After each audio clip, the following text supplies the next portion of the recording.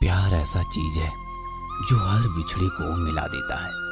प्यार सबसे अटूट बंधन माना जाता है, लेकिन कुछ लोग आज भी इस प्यार को बदनाम करते हैं। ये कहानी है सुचित्रा और सारांश की। दोनों गुजरात के सूरत के रहने वाले थे। दोनों अच्छे दोस्त थे। एक बार दोनों अपने एरिया के पार्क में घूम रहे होते हैं। तभी सुचित्रा सारांश से बातें कर रही होती है। तुम्हारे हिसाब से कपल्स को किस तरह होना चाहिए? चप्पल की तरह। क्यों? क्योंकि अगर एक चप्पल गुम हो जाए तो दूसरी काम में नहीं आएगी। तुम बहुत मजाक किया हो। असल में कपल्स को दो हंसों के जोड़े की तरह होना चाहिए। अच्छा, ये सब छोड़ो। मेरे पास तुम्हारे लिए एक गिफ्ट है, इसे जल्दी से ओपन करो।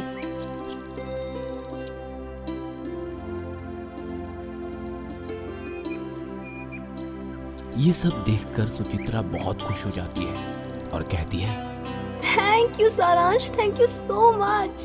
अगले हफ्ते दोनों प्लेन का सफर करते हुए नैनीताल जा रहे होते हैं। तभी प्लेन के बाथरूम से सुचित्रा के चिल्लाने की आवाज आती है। सभी बाथरूम की तरफ भागते हैं और सुचित्रा कहती है, पता नहीं, मुझे बाथरूम में अजीब सा साया दिखा था। अरे तुम्हारा वहम होगा, भला तुम्हें प्लेन में साया कहाँ से दिखने लगा? शाम को दोनों अपनी फ्लाइट से नैनीताल पहुंचते हैं और होटल में रुकते हैं। रात को सुचित्रा एक सेक्सी लिंजरी पहनकर बेडरूम में सारांश के पास आती है और मस्ती भरी आवाज में कहती है, सारांश चलो ना, हम दोनों अपनी थकान को दूर करते हैं। हम यही करने तो नैनीताल आए हुए हैं। आओ मेरी बाहों में आओ। दोनों अपनी थकान दूर करते हैं और कुछ दिन नैनीताल घूमते हैं। और सारांश को एक कंपनी का मेल आता है। वो सुचित्रा के पास जाता है। सुचित्रा, गुड न्यूज, मेरे कंपनी ने 1 महीने के लिए मेरा ट्रांसफर नैनीताल कर दिया है। तो अब क्या हम 1 महीना यहीं एंजॉय करेंगे? कितना मजा आएगा।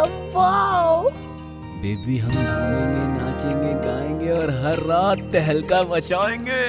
सही है मेरे होने वाले पतिदेव। दोनों कुछ दिन बाद शादी कर लेते हैं, मगर इस कहानी में एक ट्विस्ट है। सारांश ऑफिस में बहुत बिजी रहने लगा था।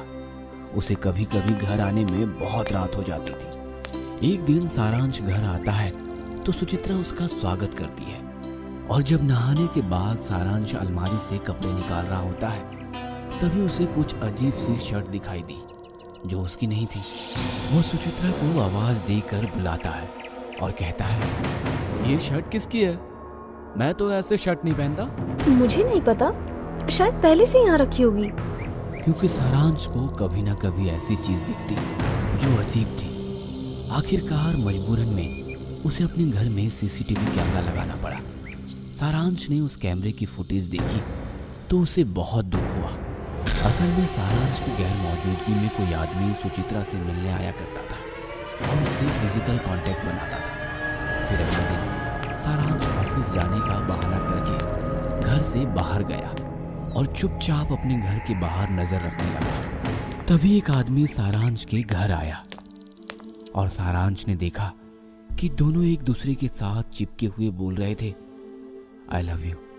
और उसके जवाब में सुचित्रा बोलती है, आई लव यू टू। उसके बाद, अक्षत तुम ही हो जो मुझे सारांश से भी ज्यादा सेटिस्फाइड रखते हो। मगर हमें सारांश का काम तमाम करना है। अभी नहीं, जब तक मैं उसकी सारी प्रॉपर्टी ना हथिया लूं तब तक नहीं करेंगे। मगर ये सब सारांश से देखा नहीं जाता और वो उन लोगों के पास जाता है। अरे बेवफा औरत, मैंने तेरा क्या बिगाड़ा था जो तुमने मुझे इतना बड़ा धोखा दिया?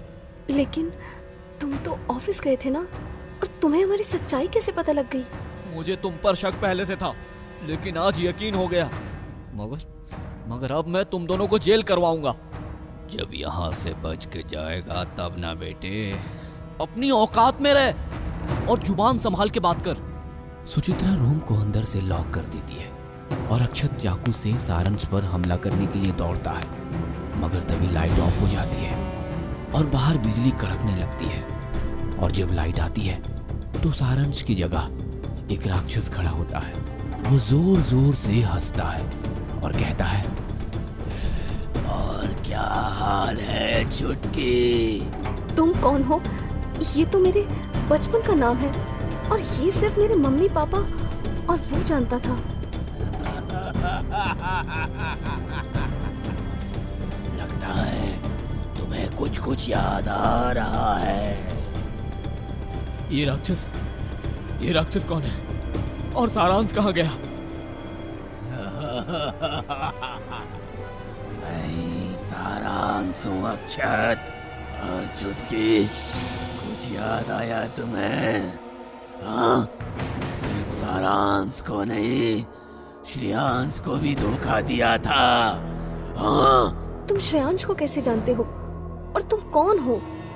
मैं ही श्रेयांश हूँ। और सबसे पहले मुझसे ही बेवफाई की थी इस लड़की ने। फिर मैंने आत्मा बन के सारांश का रूप लिया और इससे बदला लेने आया हूँ। मगर अक्षत, इसके गुनाह में तुम भी शामिल है। तुझे इस बात का पता होना चाहिए कि जब ये मुझ जैसे प्यार करने वालों को धोखा दे सकती है तो तुझे क्या धोखा नहीं देगी? हाँ, 7 साल पहले मैं और ये लड़की बचपन के अच्छे दोस्त थे। मैं एक कंपनी में काम किया करता था, मगर ये धोखेबाज लड़की थी। इसके लिए पैसा ही प्यार था। इसने मुझे अपने जाल में फंसा लिया। मुझे जब इस बात का पता चला तो मेरे दिल में क्या गुजरी। इसने मुझे धोखे से मेरे पैसे और प्रॉपर्टी हथिया लिया था। और बुरा तब हुआ जब इसने मुझे जहर देकर मार दिया। मेरी आत्मा इससे बदला लेने के लिए तड़प रही थी। मुझे मौका सारांश के द्वारा मिला। मैं सारांश के शरीर में घुस गया और सुचित्रा के साथ सारांश के शरीर में रहने लगा। हाँ, अपनी कहानी बताने के बाद उस राक्षस की आंखों से खून के आंसू बह रहे थे। मैं वापस आ चुका हूँ। तुझे बहुत शौक था ना लोगों के दिल के साथ खेलने का। अब खेल। वो राक्षस सुचित्रा का दिल निकाल लेता है। सुचित्रा वहीं मर जाती है। फिर भी राक्षस अक्षत की तरफ बढ़ता है। मुझे छोड़ दो।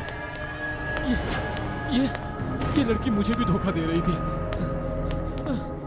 मैंने पहले भी कहा था कि तुझे पता था कि सुचित्रा सारांश को धोखा दे रही थी, पर तुझे भी लोगों के दिल के साथ खेलने का शौक था ना? हाँ?